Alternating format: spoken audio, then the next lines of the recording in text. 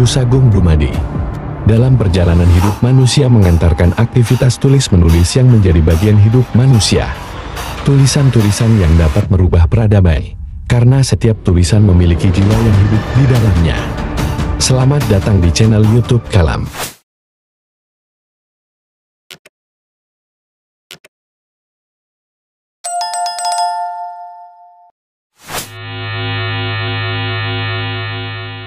Saya sumpah pocong mau, sumpah apapun mau, demi Allah, 7 turunan saya mati semua bang, kalau saya bohong.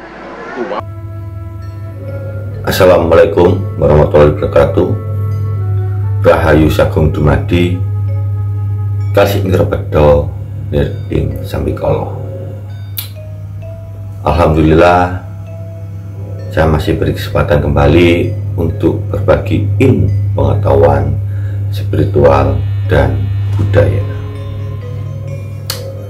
Tidak lupa saya ucapkan puja dan puji syukur atas rahmat Allah Subhanahu wa Ta'ala, serta salam dan salawat saya sampaikan kepada Nabi junjungan saya, Nabi Muhammad SAW, yang telah mewariskan petunjuk yang terang sebagaimana yang dikehendaki oleh Allah Subhanahu wa Ta'ala. Amin.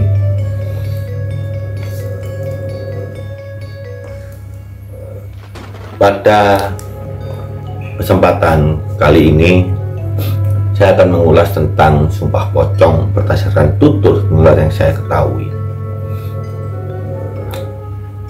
Apa sebenarnya sumpah pocong dan apa dampak dari sumpah pocong itu sendiri? Sumpah pocong merupakan salah satu ritual untuk membuktikan suatu tuduhan atau kasus yang sedikit atau bahkan tidak memiliki bukti sama sekali. Sumpah ini diambil oleh manusia dengan menggunakan pakaian ciri khas pocong, yaitu kain kafan. Menurut Wikipedia, sumpah pocong adalah sumpah yang dilakukan oleh seseorang dalam keadaan terbalut kain kafan seperti layaknya orang yang telah meninggal atau dipocong. Sumpah ini tak jarang dipraktekkan dengan tata cara yang berbeda. Misalnya pelaku sumpah tidak dipocongi tapi hanya dikerudungi kain kafan dengan posisi duduk. Di dalam hukum Islam sebenarnya tidak ada sumpah dengan menggunakan kain kafan seperti ini. Sumpah ini merupakan tradisi lokal yang masih kental menerapkan norma-norma adat. Sumpah ini dilakukan untuk membuktikan suatu tuduhan atau kasus yang sedikit atau bahkan tidak memiliki bukti sama sekali. Konsekuensinya, apabila keterangan atau janjinya tidak benar, yang bersumpah diyakini mendapat hukuman atau laknat dari Tuhan.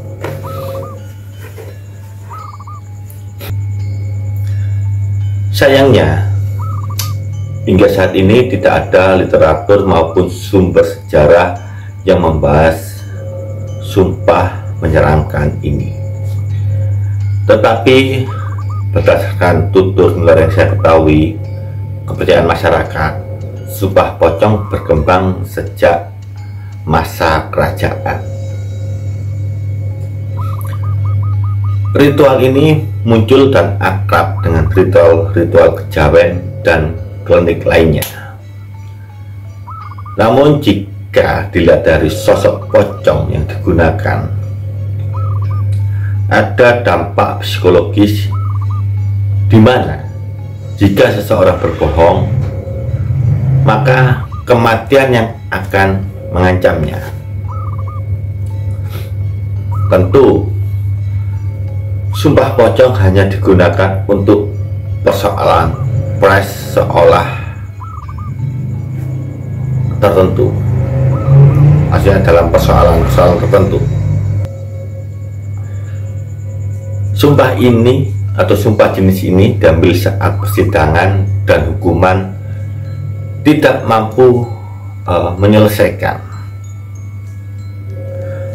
Kasusnya biasanya tidak bisa dibuktikan secara objektif, misalnya kasus santet, sihir, fitnah besar, serta kejadian-kejadian yang tidak ada buktinya. Sumpah pocong dipilih sebagai jalan terakhir yang hakimnya adalah Tuhan sendiri. Ada 3 hal yang harus dipersiapkan dalam pelaksanaan sumpah pocong sebagai salah satu ritual klinik ini. Pertama adalah kelengkapan atau mori, kemudian saksi, dan yang terakhir adalah sumpahnya. Orang yang hendak melakukan sumpah pocong ini akan diperlakukan seperti mayat atau jenazah, mulai dari dimandikan sampai akhirnya dibalut dengan kain kafan.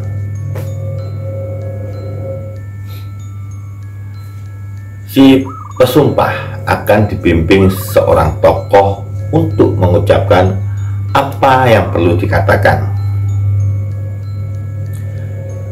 Tidak hanya sumpah saja, tapi juga deretan resiko yang akan ditanggungnya jika berbohong, yakni mati, sakit yang parah, miskin 7 turunan, dan sebagainya.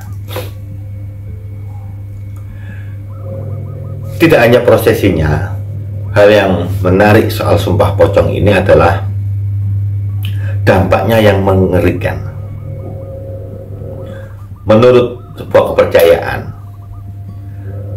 barang siapa berbohong dalam ritual sumpah pocong itu, maka bakal langsung terkena azab dari apa yang diucapkannya.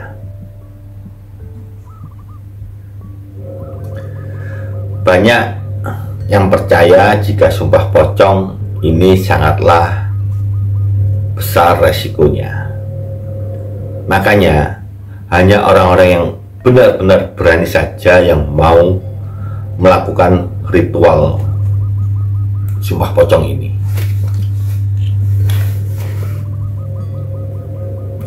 Istilah sumpah pocong sudah tak asing lagi bagi mayoritas penduduk Indonesia, karena di samping sumpah tersebut sering terjadi di kalangan masyarakat juga karena ketika ada peristiwa sumpah pocong hampir tidak lepas dari perhatian media massa. Bahkan dapat dikatakan bahwa eksistensi sumpah pocong di lingkungan masyarakat khususnya.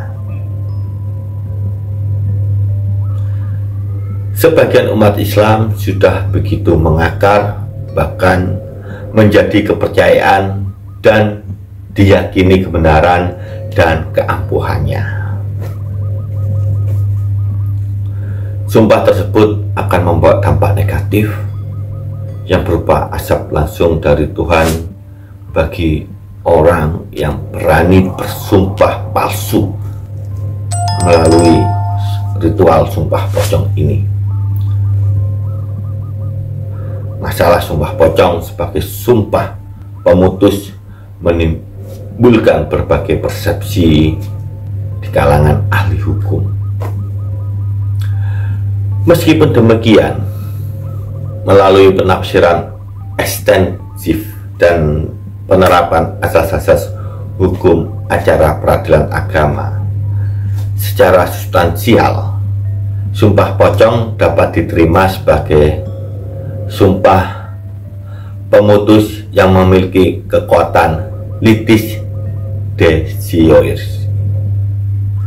Dikutip dari www.hukumonline.com, desioir atau sumpah pemutus yaitu sumpah yang oleh pihak satu boleh penggugat atau tergugat diperintahkan kepada pihak yang lain untuk menggantungkan pemutusan perkara atas pengucapan atau pengangkatan sumpah. Itulah sedikit penjelasan dari saya tentang sumpah pocong. Apabila apa yang disampaikan adanya kekeliruan atau kesalahan, itu dikarenakan keterbatasan ilmu pengetahuan saya.